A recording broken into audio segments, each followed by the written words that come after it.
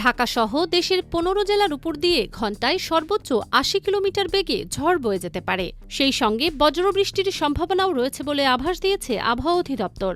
সোমবার দুপুর ১টা পর্যন্ত দেশের অভ্যন্তরীণ নদীবন্দরগুলোর জন্য দেয়া এক সতর্কবার্তায় এ তথ্য জানানো হয়েছে।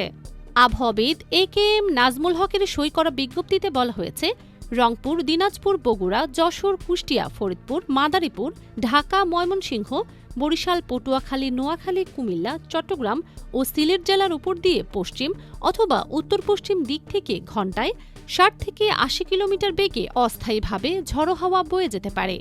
সেই সঙ্গে বৃষ্টি অথবা বজ্রবৃষ্টিও হতে পারে। এ কারণে এসব এলাকার নদী বন্দরগুলোকে ২ নম্বর নৌ হুঁশিয়ারি সংকেত দেখানো হয়েছে।